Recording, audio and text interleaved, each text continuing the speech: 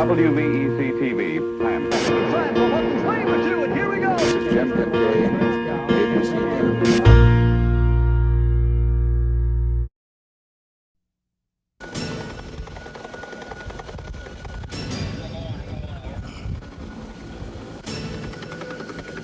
Set up an entire perimeter around the helo deck! Squad 1, take down! Take Squad 2, take 4! Move it out! What do you guys want? Stand down! Let's go! Let's go! Get out! Get out! Get out! Get down! Get down! Navy SEALs, warriors of the night. These are the men the Navy knows the enemy fears. They are the Navy SEALs. They attack at any time, day or night. They prefer the cloak of darkness. Don't be fooled. They'll invade when it's least expected. A SEAL is the master of his own game. The name says it all: sea, air, and land. He will use whatever means necessary to overcome the enemy. SEALs are the Navy's elite. They put the special in special forces. These men have endured the toughest training the Navy has to offer. They are incredible individuals, sometimes described as half fish, half nuts. This is a unique opportunity to go behind the scenes, get to know the SEALs firsthand, experience their breathtaking training, and meet the men who want membership in this exclusive club. This platoon is getting ready to go on a mission. This ship is ignoring a United Nations embargo. The SEALs will remind the ship's crew why the United States is called a superpower. This is the kind of job these men love. They go in with just a limited number of men, yet take over the entire ship. This is an exercise, but the SEAL team numbers remain a secret. There are 6 teams in all. On the West Coast, in Coronado, California, they're the odd numbers, teams 1, 3, and 5. On the East Coast, at Little Creek, Virginia, teams 2, 4, and 8. And for a short time, the super secret SEAL team 6. It was formed after the disastrous attempt to rescue hostages from Iran in 1980. The helicopters were getting ready aboard the USS Nimitz.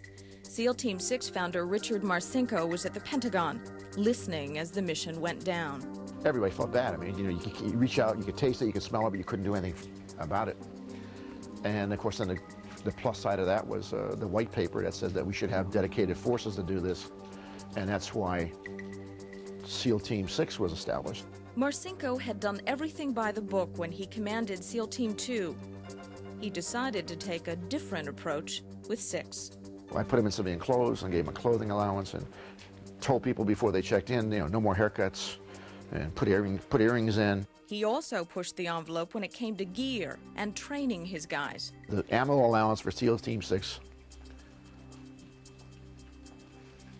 day 1, was more than a training allowance for the whole Marine Corps per year. Now, that's a lot of bullets.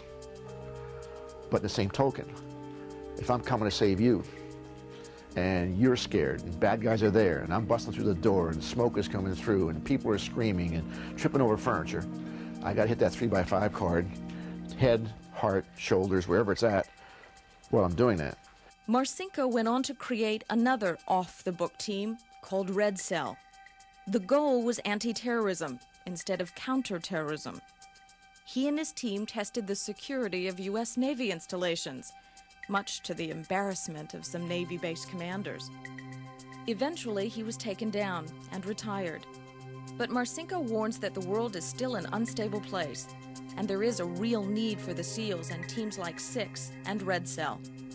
There's got to be at least 500 Dick Marcinkos out there that used to work for KGB, GRU, and Spetsnaz that don't have bestsellers, never owned property because they didn't have to in those days, and don't have a retirement. But, I mean, talented. I mean, they could have built 6s, and they probably built more things that are for hire. I mean, they got to survive.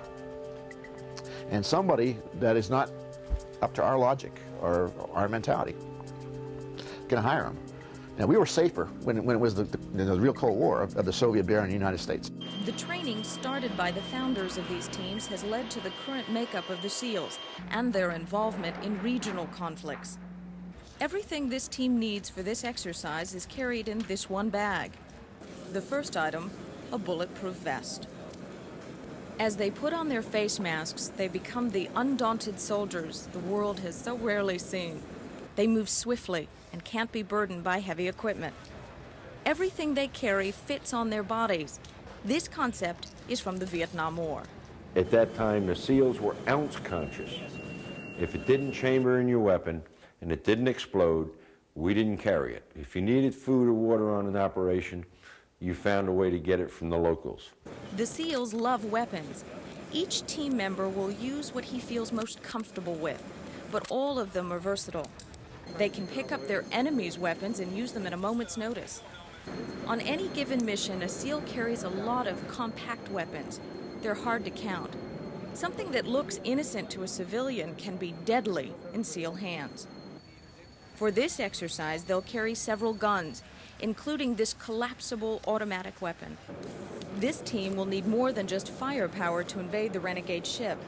They'll use technologically advanced two-way communication, another development that's been refined over time.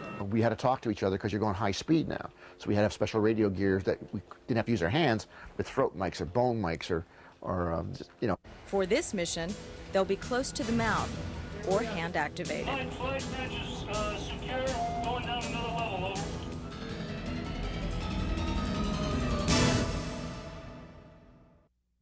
Navy SEALs are known for pushing the envelope on research and development. It was a continual R&D. You break it and you fix it and somebody got a better, and we kept on buying new things. This team doesn't know exactly what to expect when it boards its hostile target, so it'll take along plenty of these new age handcuffs. Let's get it over here, it's ready to go. This warrior is ready to go, but before heading out, there'll be a final check. Get a good check of your suit, buddy. A SEAL is a true team member. No SEAL has ever been left behind in combat, dead or alive. Each member has a buddy, and he will not only make sure that he's ready to go into battle, but that he comes out. Who has got to put their feet down? Just can't take it anymore. SEAL Training Center, Coronado, California. These men will do anything it takes to become a SEAL, or at least they think they will. They are Class 194 at BUDS, Basic Underwater Demolition Training, SEALs. They're just beginning to find out what it will take to become a member of a team. Tonight, these students are going out to battle the surf and the rocks. It is perhaps the hardest and most dangerous evolution of training, but it is a skill they will use in a real combat situation. The entire course here lasts a minimum of 26 weeks. Not many make it through. 125 men started in this class. There are 39 left tonight. After Hell Week, there will only be 28 students. Some of the instructors say they expect only 7 to 10 of these men to graduate, but they can't predict who will make it. This guy comes in here, he can run, he can swim, he can do everything at 110%, well exceed our minimum standards, and something will happen, he'll get cold, he'll break down emotionally or physically and just quit. So there's no way of telling. It's dusk. The instructors are waiting 2 miles down the beach at the infamous rocks. The first boats are coming in. Their challenge is to secure the bow line and lift the boat over the rocks. Landing the boat is easy for this crew. It's fighting the current and the waves to get it over the rocks that can be impossible. Despite the obstacles, this crew manages to get its boat up and over with little difficulty. But the night's not over. Before trying again, they'll get a rating from the instructors. You guys made a good entry in here, then you got stuck. You make it happen faster next time. There is a big surf out here and there's still some light. Get down there. Inflatable boats are a very important mode of transportation for the SEALs. These men will have to master them if they want to make the team. Kill. Report. This boat is getting in position to report. I said report. It's Van Lowe, 121, man, ready for sea. Move that boat. Do a thumbs up or thumbs down? Thumbs down, Instructor Cal. Spent too long in the danger zone, Instructor Cal. Spent too long in the danger zone. Let's go! And what else? Talk! I wasn't making commands fast enough, Instructor Cal. What's that, boy? I wasn't making commands fast enough, Instructor Cal. Commands fast enough. I think I gave you a brief, boy, earlier, didn't I? Hoo-yah, Instructor Cal. And what was in? Did I mention that in my brief? Hoo-yah, Instructor Cal. No, I guess you were either asleep or you ignore me. Kick this boat up! No, Instructor Cal. Know what, boy? No, I wasn't ignoring you or sleeping, Instructor Cal. Then what's the problem? Sir, get back in the truck. Yes, sir. What is the problem? Are you an officer? Hoo-yah, Instructor Cal.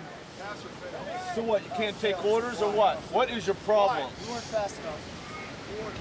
I tell you what, boy, you do that again, you're gonna see yourself on a ship. In the teams, enlisted men and officers go through the exact same training. Their opinions and ideas are usually given equal attention. In this situation, though, this officer is going to take the heat for his crew's inadequacies because he failed to give adequate commands. The entire crew will pay for its failing rating. Darkness, a condition SEALs thrive in. It's not ideal for these students. They're cold and wet, and now they've got to try to see.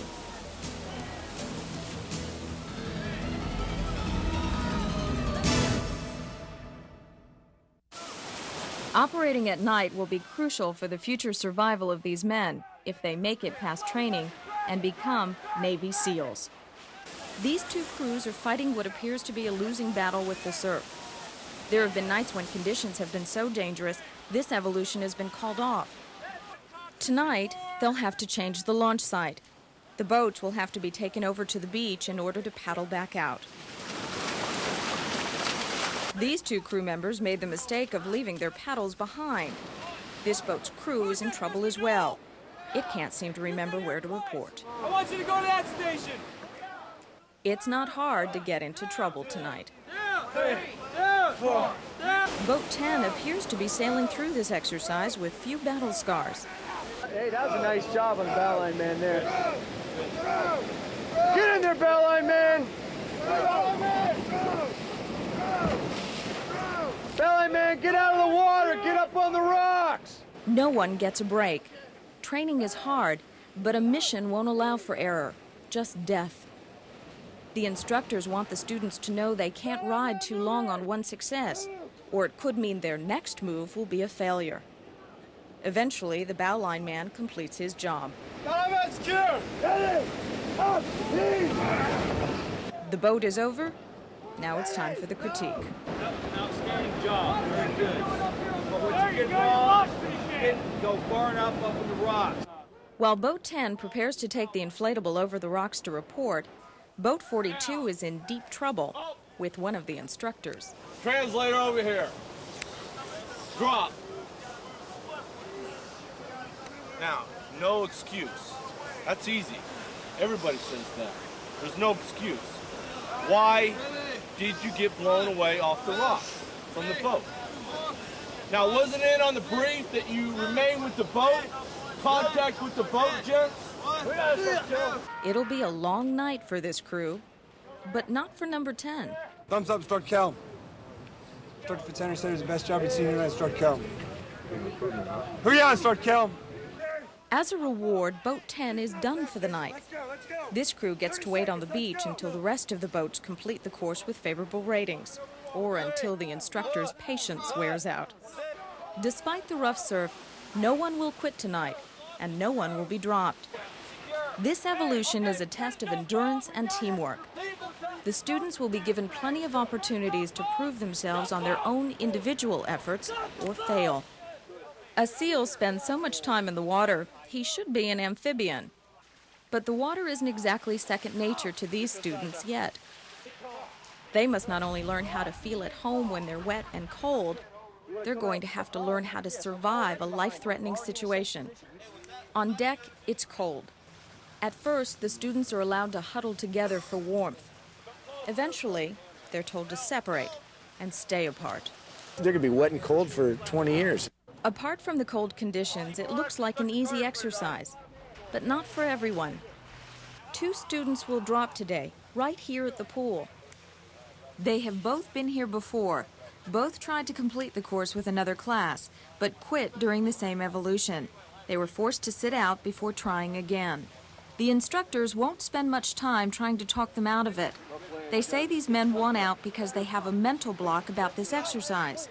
It's not that they can't do it, it's that they think they can't. You have to have that fine line of, a decent amount of athleticism and the ability to endure with mental strength. Even though the class is supposed to be a team, when it comes to quitting, it's every man for himself. When they drop, it sometimes gives me a little bit more confidence. Quitting BUD/S is a decision these students will have to live with the rest of their lives. Being a SEAL is tough, and it's not for everyone. Notice there are no women here. Even the committee that studies women's roles in the Navy says it's not the time to try to integrate females into BUD/S or the SEAL teams. These students can drop out at any time. After all, it is a volunteer program. Traditionally, though, a student will ring the bell to let the instructors know he wants out. The helmets lined up here under the bell represent only a fraction of the men from Class 194 who have dropped out. Another student is getting ready to add his helmet to the lineup.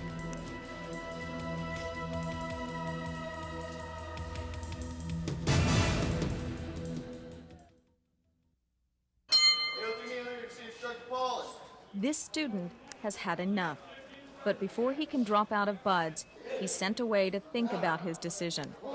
Before his paperwork is complete, he'll be counseled.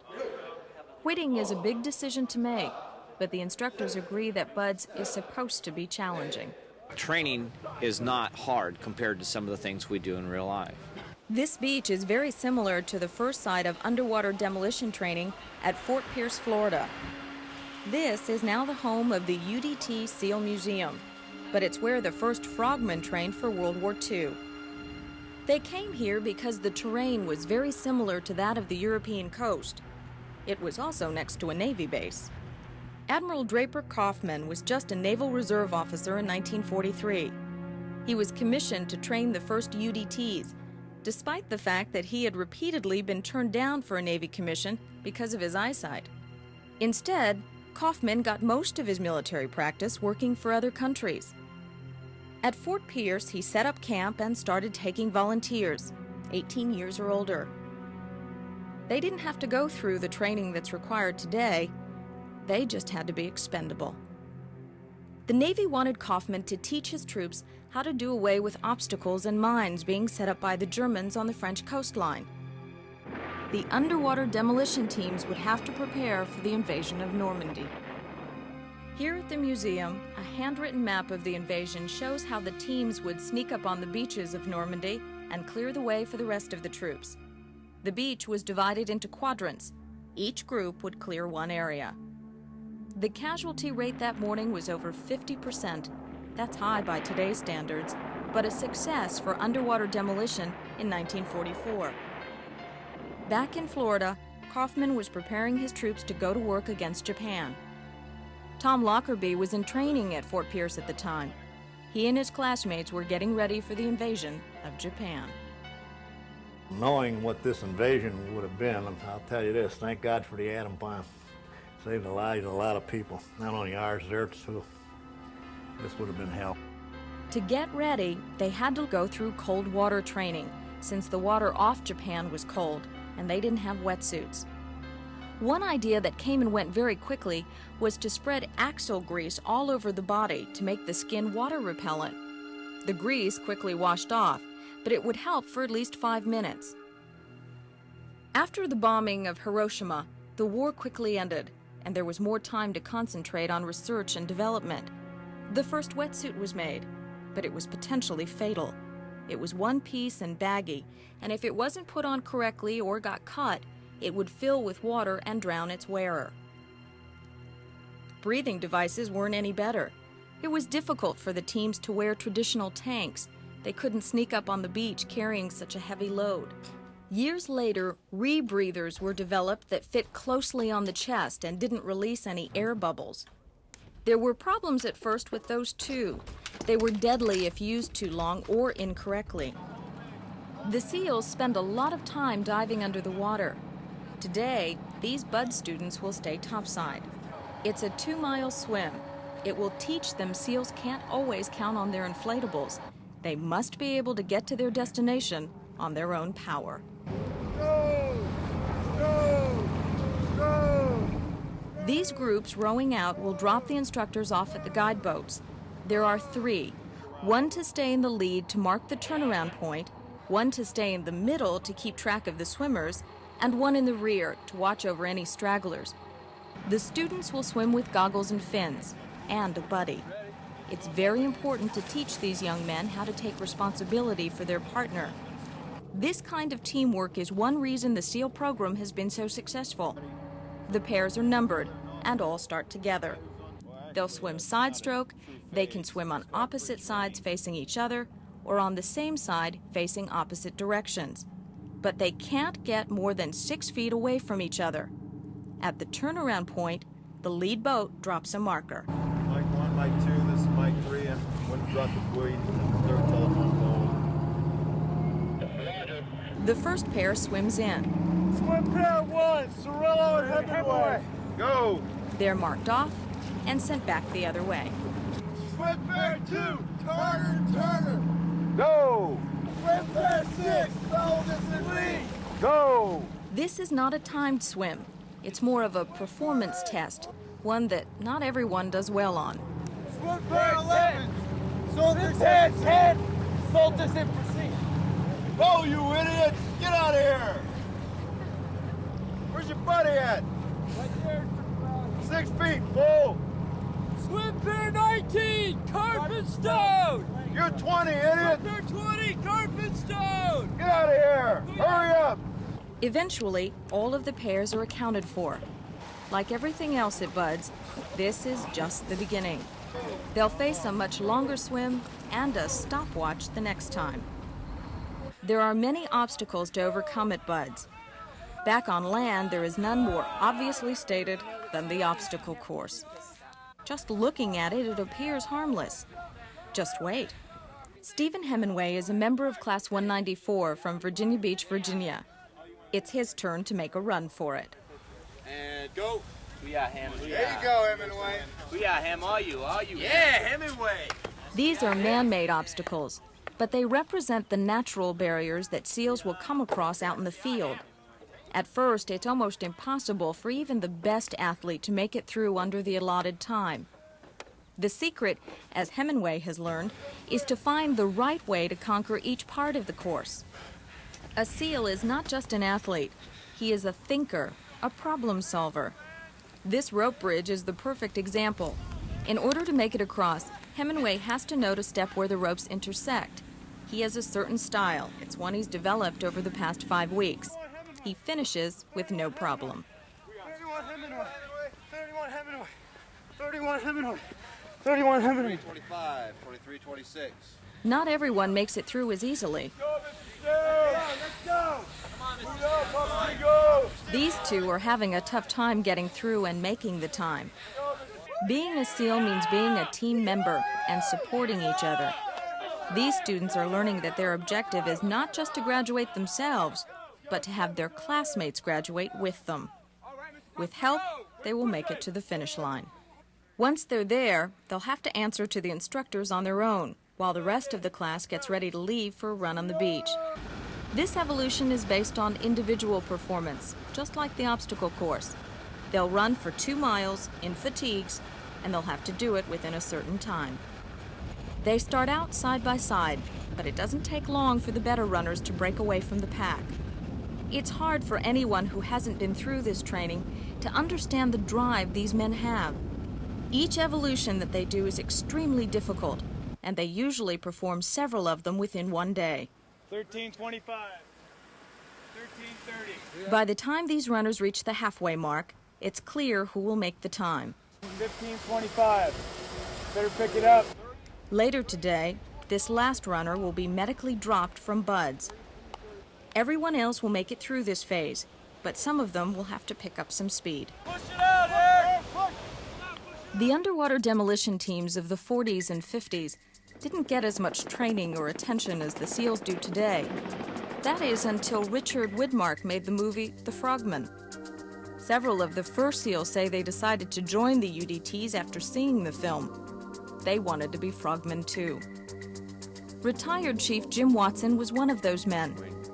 He is a plank owner of SEAL Team 2, one of the first 50. He now runs the SEAL Museum. Watson was stationed at Little Creek Amphibious Base on January 8, 1962. 50 names were called out. The men thought they were in trouble again. Instead, they were told they would become a super-secret fighting force known as the Navy SEALs. This was the result of a call put out by then-President John F. Kennedy in an address to the joint session of Congress. It is the same speech made famous by the call to put a man on the moon. In direct response to this, the new SEALs set out to train themselves. There were no set standards, so they made everything up along the way. Unfortunately, their first real call-up came when President Kennedy was assassinated. Watson was in hand-to-hand combat school in Nevada at the time. When the assassination came off, we were given the word, there was only 5 of us at the school, to pack our gear, get ready to move. They were going to send us the equipment needed. We were to be considered a detachment because the government thought it was an attempt to overthrow our existing government. Although Kennedy was gone, his dreams did not die, and the SEALs were able to help them flourish. As the space program started to develop, NASA used SEALs as astronaut prototypes. Swimming would be a big part of survival when the rocket capsules landed in the ocean. It was quickly decided, though, that it would be easier to teach pilots how to swim than to teach SEALs how to fly. The teams did play a part in the Apollo program. They were standing by when the capsules splashed down, and they would put the flotation collars around them. One SEAL did finally make it into space. He is William Shepard, and he's a shuttle astronaut. Shepard is a mission specialist. He is considered a shuttle veteran since he's been up on a handful of flights. SEALs are very specialized. They spend their entire career sharpening their skills. It's rumored that Shepard became an astronaut because he had nowhere left to go except up. There is also a grassroots campaign underway to change the official name from SEAL to SEALs: Sea, Air, Land, and Space. Back in Coronado, Class 194 isn't thinking about specializing in anything except maybe exhaustion. Who has got to put their feet down? Who has got to put their feet down? Just can't take it anymore. Say as.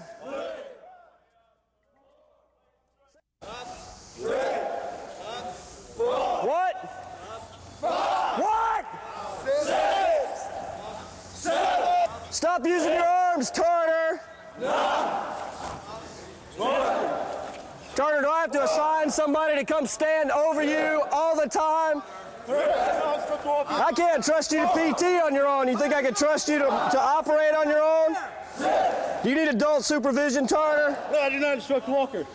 Welcome to the grinder. It's where the instructors put the students to the test, physically and mentally. They jokingly call it advanced jazzercise. The students don't think it's a laughing matter, but they've been warned. Just read the sign. What? What? What? Instructor Walker is a performance expert. He expends so much energy making sure these students perform well, he has to eat 4,000 calories a day. Stay with the Carol. Pay attention, Oaks! This training is extremely hard. The instructors make sure of it. They have to. They are here on a 3-year tour. Most of them will go back to join a team when they're done. They'll have to work with any man who makes it through this course. They'll have to trust them. Their lives will depend on it. If you're not going to do these exercises correctly, you shouldn't bother to do them at all.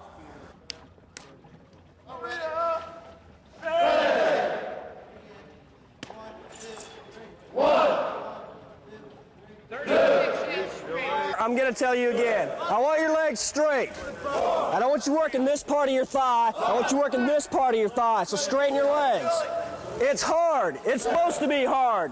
Say as. Says, I want your social security number, says, because I should claim you as a dependent with as much time as I have to spend investing in you. Straighten your legs. Straighten your legs. Lower abs and hips, not thighs. That's what I want you to work. Whenever you surrender to the pain and the strain, you quit just a little bit. Every time. Sayers is having a rough day, and since he can't get through these exercises right, he'll get a wake-up call from the IBS. That's inflatable boat small in SEAL lingo. Says, what do you call that? Right in front of me, and you just do a no-brainer. Get the IBS, says. You don't want to do them? Don't. I don't care. I got my trident. The trident is what all of these men want to pin on their chests. Some teams call it a bud since it looks a little like the Budweiser Eagle. In most cases, it's gold. In combat, the teams will paint them black. Even if these students graduate here, they won't be pinning a trident on their uniforms right away. First, they'll be assigned to a team where they'll continue to train for another 6 to 9 months. Whether or not they get their pins will be up to the team's commanding officers. What do you call that? I lost my balance. I lost my balance, my foot. Hurry up! You got 20 seconds to get back on your spot. You a clumsy type there, Phillips? Are you dangerous on the O course because you can't keep your balance? Is that what you're telling me? Negative. Well, then why'd you lose your balance there, Phillips? It didn't look like you lost your balance. It looked like you decided to take a little break on that exercise. Yeah, keep that smirk on your face, Phillips. That don't bother me at all. It doesn't cost me anything for you to do stupid stuff. You do stupid stuff in the teams, you pay for it in blood. SEALs face death each time they go out on an operation.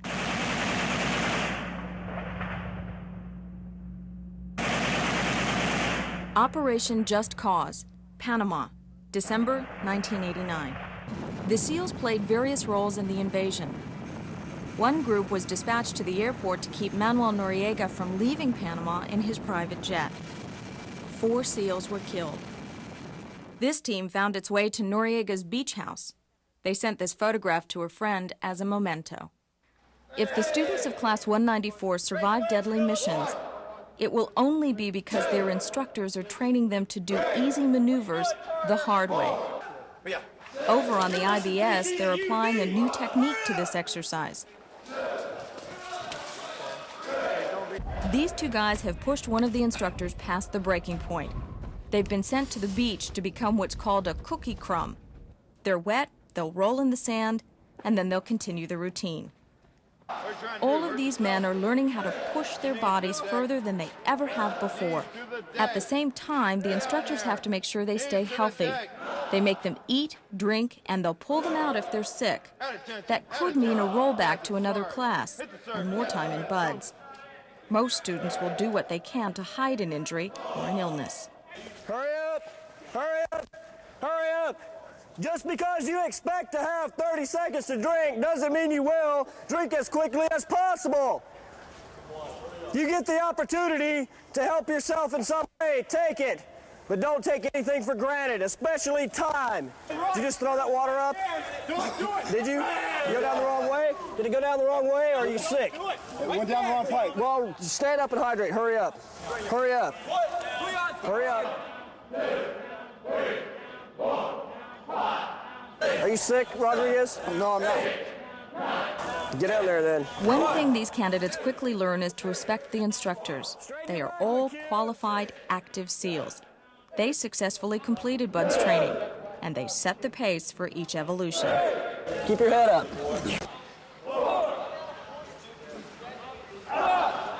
The pull-up bars are the last rotation before leaving the grinder for a 5-mile run.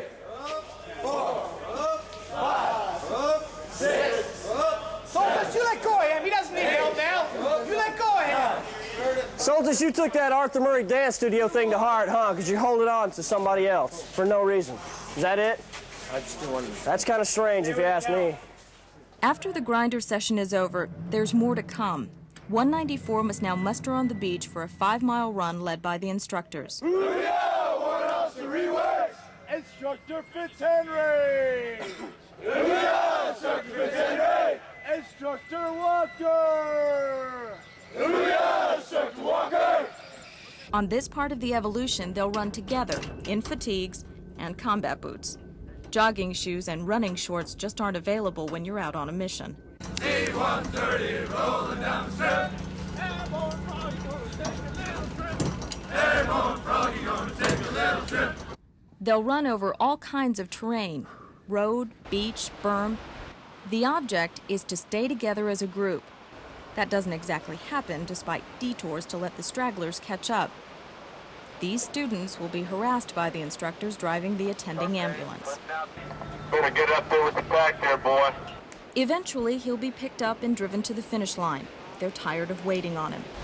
Instructor Walker has a surprise waiting at the end for what he calls his special education class. They're given 2 minutes to retrieve their canteen so they can rehydrate before their punishment continues. Let's go! Instead of parade rest, drink it. Do it, do it, do it, do it, do it, do it, do it!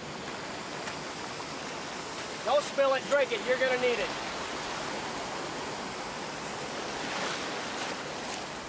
Hurry up! Instead of parade rest and drink it. Do it. Get online. Hurry up. Hurry up. Hurry up. Don't spill it. Drink it! I don't want you to have an empty canteen, bonehead. I want you to have a full stomach. When their canteens are empty, they race up and down the berm, and then it's time to get wet.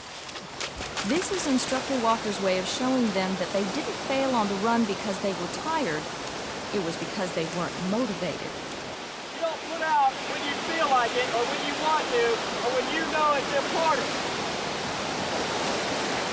Put out whenever you are asked, whenever you are required, whether it be required by me, or the evolution, or the situation. The bad guy doesn't care if you're tired, or you gotta time run tomorrow, or you didn't get a good deal last night. He doesn't care. And I guarantee you, when he wants performance out of you, he'll get it. Get out of my sight. In a hurry. In a hurry! SEALs got to meet the enemy up close for the first time in Vietnam. The first team arrived in country in 1963. Once again, there was no formal training, so the SEALs had to make up their own routine. They needed a way to get off the helicopters quickly in dense jungles. They couldn't parachute because they knew the chutes would get caught up in the trees, so they practiced jumping off the old water tower at Little Creek to prepare for fast rope rappelling from helicopters. Vietnam is full of this deep, sticky mud. The teams were faced with finding local sites to train them in conditions they had only heard about. Instead of doing normal PT in the morning, that we all know, Virginia Beach, of the running and the calisthenics, we did calisthenics to loosen up. But then I made them put packs on, and we actually went and crawled through the mud. And if you go to Little Creek, today's right across the road from what is now the sewage treatment plant. Well, that slough area, that has always been through training. That's been the swamp that the frogmen went through. It's a ritual. And it gets a very, very silky, fine, black muck.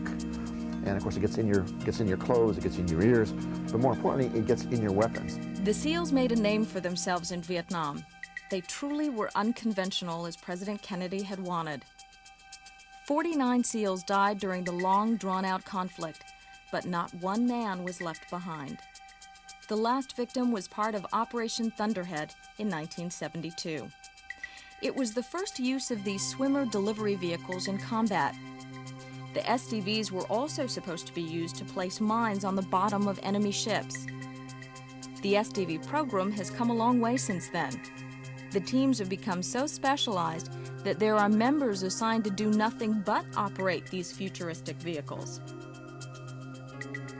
In Operation Desert Storm, the SEALs are credited with a major strategic maneuver. A handful of SEALs approached the Kuwaiti beach, pretending to be thousands of Marines. The Iraqis were fooled. They redirected their troops, allowing the American forces to land undetected further down the coast. The SEALs are adaptable. Take this dune buggy, for example. Add a little engine power and firepower, and it's the perfect desert fighting machine. In Mogadishu, the SEALs have also played a role. These men are being honored for capturing key enemy troops and saving the crew of a downed U.S. helicopter.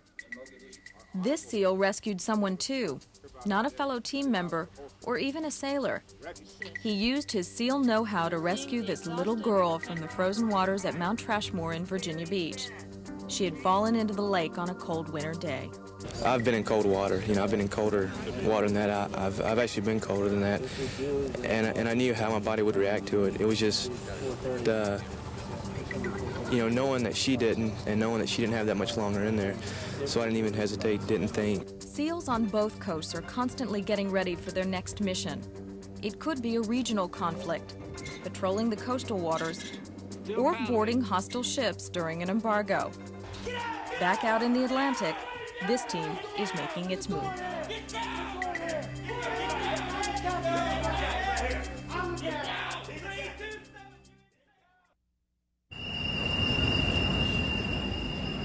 This is only an exercise, but it's taken seriously. It's the only practice the SEALs will get before facing the real thing. These crew members have no idea what's about to descend upon them. They'll find out pretty quickly, though. The ship they're working on is ignoring a UN embargo.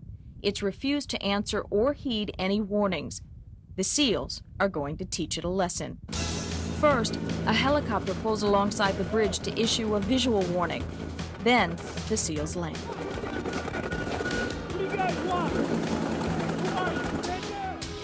This crewman isn't exactly in a position to be asking questions. He and his buddy are handcuffed and left on the deck. The platoon must move quickly to secure the bridge before there's time for the rest of the ship's crew to take action. This team will cover the deck, while this squad heads up to the bridge.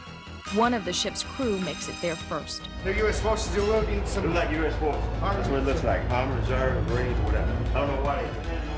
He doesn't have much time to warn the captain. Get out! Get out! Get out! Get down! Get down! What are you doing here? Get down! What are you doing here? Get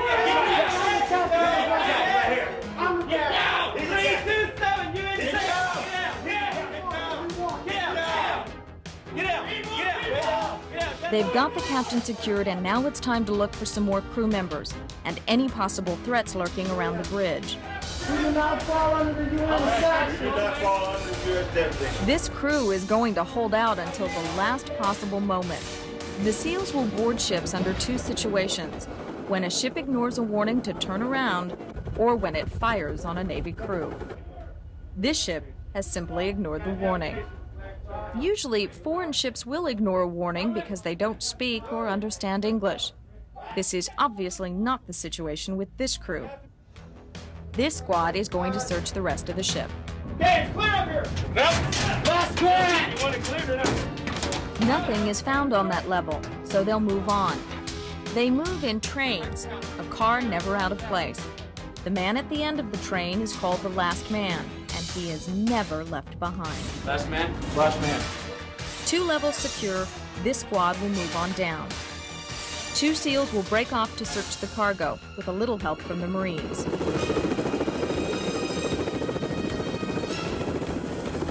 They look like SEALs, only their shoes are noticeably different to the civilian eye. They are SEAL support. This Marine platoon will help the SEALs search the ship. Its area will be the cargo hold. The cargo hold, it goes straight down back. It's really out steering. Let's go. 2 SEALs will assist the group in searching the cargo. They'll keep the 2 groups in touch with each other. Inside, this squad searches the bridge area. Flight bridge is secure. Going down another level, over. Once on deck, this squadron fans out to ensure the area is still secure. The helicopter still hovers next to the bridge to oversee the operation, but it's a little too close. Take the Huey out of range. We repeat, you are interfering with radio transmissions with the helo wash. How copy? The captain and his crew will be kept waiting on the bridge until the search is over. First, the platoon leader will inform the captain what is planned for his ship. Captain, after conducting a search of your cargo hold, we have found cargo that is considered prohibited for use in this embargo under UN sanction. You have APCs and tanks which are considered weapons of destruction bound for the port of Corona. At this time, I have been directed to divert your ship to a friendly U.S. port. Do you understand? I will take your crew into custody at this time. We will remove them from the vessel, as with yourself, and I will bring on a military crew to physically take over your vessel and drive it to that port. Do you understand? The search is over. It's time to bring the prisoners down from the bridge. That prisoner's coming out. It's time now to move out. It's this team's job to secure the landing zone, better known as the LZ. It's their responsibility to make sure the support coming in to extract them has a safe place to land. If the LZ is in danger, they'll hold off their transport and survive on their own. Set up an entire perimeter around the helo deck. Squad 1, take aft. Take Squad 2, take forward. Move it out. They've got the LZ surrounded and secured. They'll wait for their air support, hoping that conditions remain stable. Back in Coronado, Class 194 can only dream of operating on a mission. They've still got a long way to go. To look at these men and to see what they've been through, it's amazing to think that only a handful of them will actually make it to a team. Today, they'll watch with envy as Class 192 graduates. These former students now join the ranks of Navy Special Forces. They're assigned to teams or specialized schools where they'll continue training. The class leader wants just one opportunity to finally ring the bell. It's a sound that Class 194 will still hear all too often. In less than 48 hours, they begin Hell Week, the most brutal, intense time they'll spend here at Bud's. If they make it here for their scheduled graduation, they'll have a heavy burden to carry. The SEALs are the fighting force of the future. With conventional warfare being phased out, it will be the teams that invade problem areas and risk their lives to keep the United States superpower status. No matter how hard they think their lives are now, they will one day look back from the fighting field and thank these instructors for pushing them and teaching them what they will need to know to stay alive and be true warriors of the night.